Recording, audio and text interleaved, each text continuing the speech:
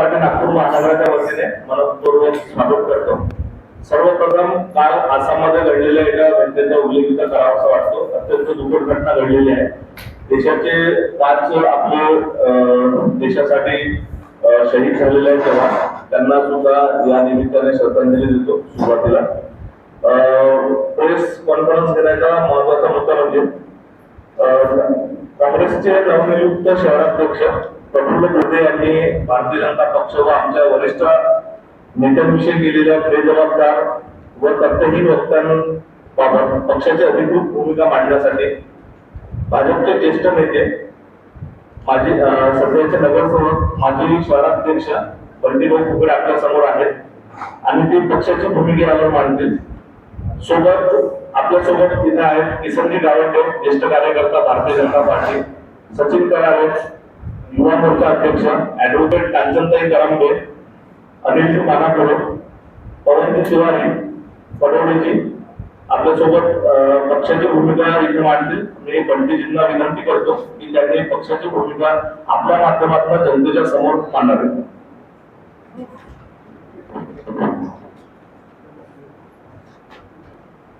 आसाममध्ये जोरहाट इथे जो प्लेन क्रॅश झाला आणि त्या प्लेन क्रॅश मध्ये आपले वायुसेनाचे 5 भारतीय जवान हे शहीद झाले.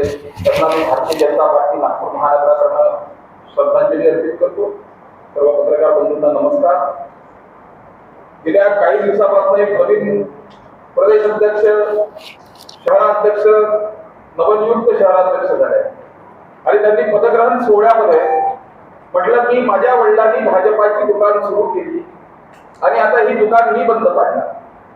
सर्वात आधी त्या शहर काँग्रेस शहर अध्यक्षांना मी शुभेच्छा देतो की तुमचा कार्यकाळ चांगला जावा आणि तुम्ही ज्या विकृत आणि अर्बन लक्षणी मानसिकतेची आहे, भारतीय जनता पार्टी हे काही दुकान नाहीये, तर तुमची मानसिकता ही काँग्रेसची आहे.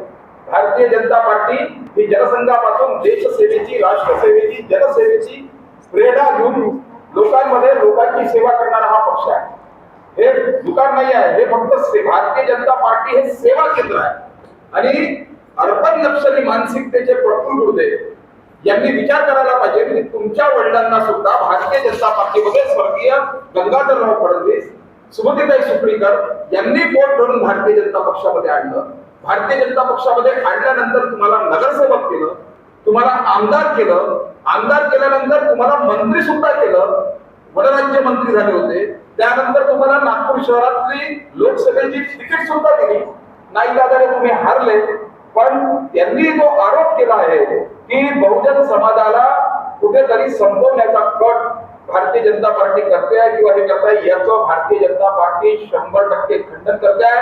भारतीय जनता पार्टी हा बहुजनांचा पक्ष आहे. बहुजन समाजातील सर्वात जास्त नेते जर कोणी असेल तर भारतीय जनता पक्षामध्ये असेल. आदरणीय स्वर्गीय प्रमोदजी महाजन, स्वर्गीय गोपीनाथजी मुंडे, भाऊसाहेब कुंडकर, अरुण भाऊ अडसड हे सर्व भारतीय जनता पक्षाचे मोठे नेते. भारतीय जनता पक्षाला त्यांनी स्वतः आई मानलेला आहे आणि भारतीय जनता पक्षाने सुद्धा त्यांना मोठं केलेलं आहे. हा भारतीय जनता पक्ष आहे. मी हे विचारू शकतो की बा मान्य प्रफुल्लजी गुरुदेव, आपण जेव्हा आमचे काका भारतीय जनता पक्षामध्ये होते तर किती बहुजन समाजाच्या कार्यकर्त्यांना मोठं केलं. ते स्वतः पक्षामध्ये मोठे झाले, पण बहुजन समाजाच्या एखाद्या तरी कार्यकर्त्याला मोठं केलं असेल तर त्यांनी नाव दाखवा. नाहीतर आमच्या भारतीय जनता पक्षामध्ये चंद्रशेखरजी बावनकुळे सारखे खंदे कार्यकर्ते ज्यांनी अहोरात्र दिवस रात्र मेहनत केली, पक्षासाठी मेहनत केली, पक्षासाठी मेहनत केल्यानंतर जनतेची सेवा केली, ग्रामीणमध्ये चांगला विकास केला. विकास केल्यानंतर जेव्हा जे प्रदेश अध्यक्ष होते तर काँग्रेसचे दुकान भारतीय जनता पार्टीचे प्रदेश अध्यक्ष चंद्रशेखरजी बावनकुळे यांनी बंद पाडलं होतं. काँग्रेसचा एक कार्यकर्ता कार्यालयामध्ये सुद्धा फिरकत होता. यांचं पदग्रहण ज्या दिवशी होतं त्या दिवशी मावळते शहराचे अध्यक्ष त्यांनी स्वतः म्हटलं होतं की आमच्या काँग्रेसच्या कार्यालयामध्ये कोणी येत नाही आणि दुसरे जे आहेत ते आता अध्यक्ष झाले आहेत ते बाजूला गांधीजींच्या पुतळ्यासमोर ते त्यावेळेस तिथे आंदोलन करतात, पण देवाडिया काँग्रेस भवनामध्ये एक सुद्धा कोणी फिरकलं नाही. अशी ही यांची मानसिकता, अर्बन लक्षणी मानसिकता, विकृत मानसिकता. माननीय गुरुदेव पाटील साहेब, भारतीय जनता पक्षाच्या कार्यकर्त्यांचा, भारतीय जनता पक्षाच्या कार्यांचा आपण जर ज्या पद्धतीने दुकान हा शब्द वापरला, आम्ही त्याचा विरोध करतो आहे. एकीकडे त्यांनी म्हटलं की नोटबंदीमुळे व्यापारी आणि कारखानदार यांचं नुकसान झालं. कोणतं नुकसान झालं?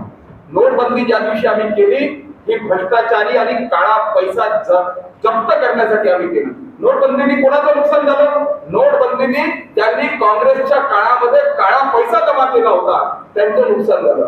नोटबंदीमुळे कोणाचं नुकसान झालं?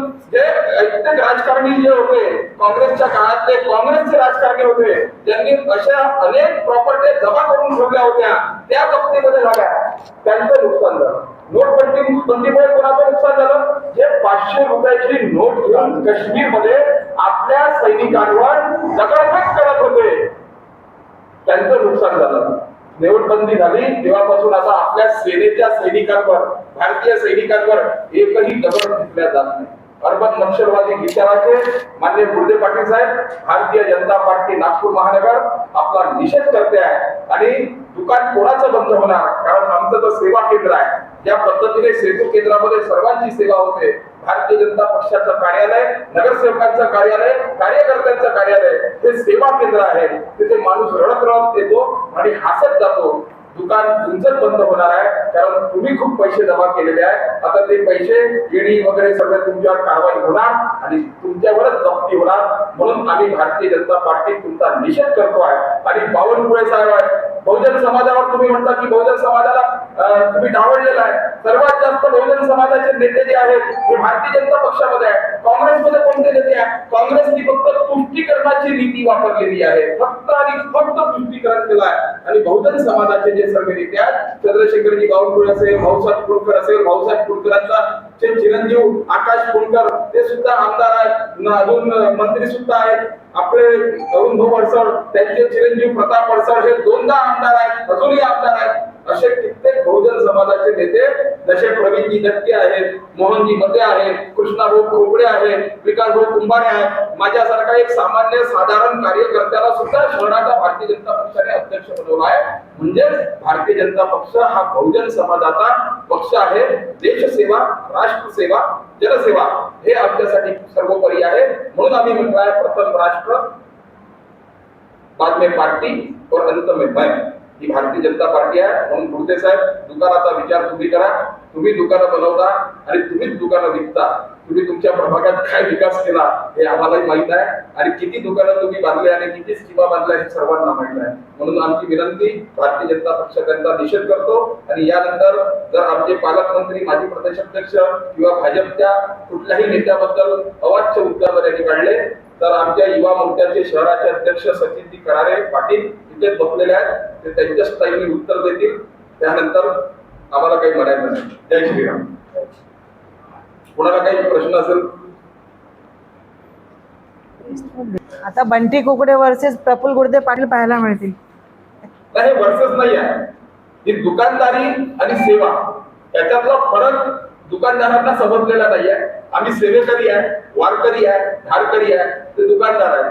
ते जनतेला आणि किंवा काही कामांना त्यांची जी मानसिकता आहे त्या मानसिकतेने घेते. प्रफुल्ल गुरुदेव वर्सेस बंटी कुकडे नाही तर भारतीय जनता पार्टीची जनसेवा, राष्ट्रसेवा वर्सेस 70-80 वर्षाचा भ्रष्टाचार करणारी पार्टी हा विषय आहे. जेव्हा ते सभागृहात विरोधी पक्ष नेता होते, मी सुद्धा त्या सभागृहात महापालिकेच्या सभागृहात होतो, त्यांनी एक विषय ठेवला होता की नागपूर महानगर पालिकेच्या शाळेतील सर्व माँ सरस्वतीचे फोटो हे काढून टाका आणि सावित्रीबाई फुलेंचे फोटो लावा. भारतीय जनता पार्टी सावित्रीबाई फुलेंचा सन्मान करते आहे, ज्योतिबा फुलेंचा सन्मान करते आहे. पण आपली जी सनातन परंपरा आहे की लहानपणापासून आपल्याला सरस्वती मातेचाच आशीर्वाद दिला जातो.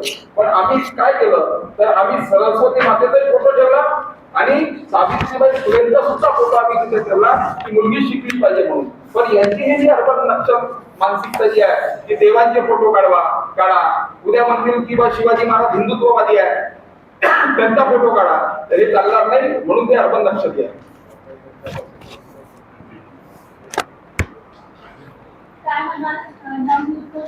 त्यांच्याच पदग्रहण सोहळ्यामध्ये काँग्रेसचे किती नगरसेवक उपस्थित होते यावरनं त्यांना माहिती पडेल की काँग्रेसचे नगरसेवक त्यांना किती मानतात किंवा त्यांचे पार्टीतले लोक त्यांना किती मानतात. म्हणून त्यांनी संघटनेवर जोर द्यावा. आणि त्यांनी त्यांच्या दुकानाकडे लक्ष द्यावं. मी जयतळ्याचा विकास त्यांनी केला नाही असाही उल्लेख केलेला आहे. जयतळा स्मशानभूमी या बाबतीत हा, मी तर ज्या रस्ता सुद्धा बनवू शकलेलं नाही. खेळाची मैदाने जे आहेत हा.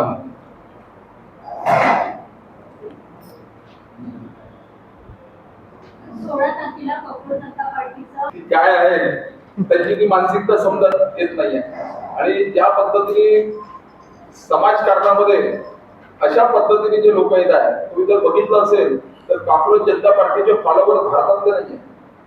तुम्ही त्यांचं चेक करा, इन्स्टा चेक करा किंवा बाकी चेक करा, त्यांचे सर्व फॉलोअर्स पाकिस्तान आणि बांगलादेशचे आहेत.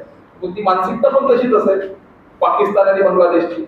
आता आपल्याकडे स्वातंत्र्य आहे, नीट पेपरच्या मांडण्याची, विचार मांडण्याची. नीट पेपरच्या बाबतीमध्ये ते पुढे आले आणि वारंवार अशा पद्धतीचे पेपर लीक होतात आहे. विद्यार्थ्यांचं नुकसान होतं आणि काही विद्यार्थ्यांनी आत्महत्या सुद्धा केल्या. त्या बाबतीमध्ये काँग्रेस जनता पार्टी पुढे आलेली आहे. या बाबतीत तुमचं काय प्रतिक्रिया आहे? काँग्रेस जनता पार्टीची पुढे आली आहे की नंतर आली ह्या नंतरचा प्रश्न आहे. पण नीटच्या ज्या परीक्षा आहेत त्या पूर्णतः सुरक्षेमध्ये याच्यानंतर कधी पेपर लीक होणार नाही आणि कडक कारवाई. आता बघितलं असेल तुम्ही त्यांच्यावर सर्वात जास्त कडक कारवाई होत आहे जे याच्यामध्ये लिप्त आहेत, ज्यांनी याच्यात सहभाग घेतला होता लीक करण्यामध्ये. अजूनही ते जेलात आहे. आता ते जेलात जाणार त्यांच्यावर कारवाई होते, अजून कडक कारवाई होईल. पण याच्यानंतर सकारात्मक आणि पारदर्शकचे पेपर होतील असं मला वाटतं. अशी अनेक पेपर आता सामोरे येणार आहेत ज्या प्रकारे काँग्रेसने शहराध्यक्षांनी आरोप केले आहे. युवा मोर्चाची आणि भारतीय जनता पक्षाची काय भूमिका असेल याची स्वतः आम्ही सांगितलं ना त्यांचं दुकान बंद होण्याच्या कगावर आहे, त्याला आम्हालाच लावायचा.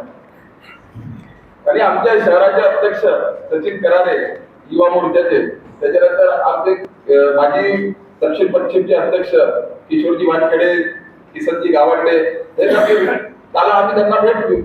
म्हणजे सध्या काँग्रेस पक्ष ताला विकत घेण्याची गरज पडणार नाही, चाबी विकत घेण्याची गरज पडणार नाही. सध्या चाबी किती पाहिजे त्या दुकानाला, म्हणजे कोणाकोणाकडे पाहिजे, शहर अध्यक्षांकडे पाहिजे, माजी अध्यक्षांकडे पाहिजे, 15 की 20 चाब्या तयार कराव्या लागतील ते त्यांनी आम्हाला सांगावं. म्हणजे सध्या विरोधकांकडे काही नसताना म्हणून अशा पद्धतीचे आक्षेप घेतले जाते असं वाटते का? एकदम सुंदर प्रश्न आहे ताई. कसं आहे, नागपुरातला जे विकास कार्य जे दिसत आहेत मान्य नितीनजी देवेंद्र आणि बावनकुळे साहेबांच्या नेतृत्वात, आज मेट्रो दिसते आहे, आज उड्डाणपुलाचे कामं होत आहेत. 2 वर्षानंतर आज वाटोळ्यातून मला इथे यायला जो 1 तास लागतो तो 15 मिनिटात होऊन जाईल. कारण उड्डाणपूल कृष्णापूर खोपडीच्या माध्यमातून आणि मोहनभाऊ मध्ये आणि गडकरी साहेबांच्या माध्यमातून झाल्या. 2 वर्षानंतर ट्रॅफिकची समस्या आहे, वाहतुकीची समस्या नागपुरात नाहीच्या प्रमाणात राहणार आहे. आज पाणी मुबलक प्रमाणात आहे. या नागपुरामध्ये काँग्रेसच्या काळामध्ये जागोजागी टँकर दिसत होती उन्हाळ्यात. आज मला दाखवा टँकर कुठे दिसतोय का, कुठे टँकरने पाणी पुरवठा होतोय का? नळाने मुबलक पाणी आपण सर्व जनतेला दिलेलं आहे. टॅक्सेस मध्ये सुधारणा झालेला आहे. हा जो विकास दिसतोय काँग्रेसने काहीच केलं नाही. त्यांच्याजवळ काय राहणार? मग त्यांच्याजवळ हेच आहे, फक्त समाजामध्ये असंतोष निर्माण करा, बहुजन समाजामध्ये झगडे लावा, जाती जातीमध्ये भांडण लावा, धर्मांमध्ये भांडण लावा आणि राजकारण करा. 90s की पॉलिटिक्स देखी जाए तो एक हंसी का माहौल होता था सदन में भी, मतलब ग्राउंड लेवल से लेकर ऊपरी लेवल तक. लेकिन आज जो पर्सनल कमेंट्स किए जा रहे हैं पॉलिटिक्स में, क्या लग रहा है कि राजनीति का स्तर कहीं ना कहीं घट रहा है? राजनीति में श्रद्धेय अटल बिहारी जी वाजपेयी जी कहते थे कि मतभेद होना चाहिए, मनोभेद नहीं होना चाहिए. पार्टी आएगी, पार्टियां जाएगी, सत्ता आएगी, सत्ता जाएगी, बस ये देश रहना चाहिए. भारतीय जनता पार्टी की यही कहती है कि ये देश रहना चाहिए. धन्यवाद. थँक्यू.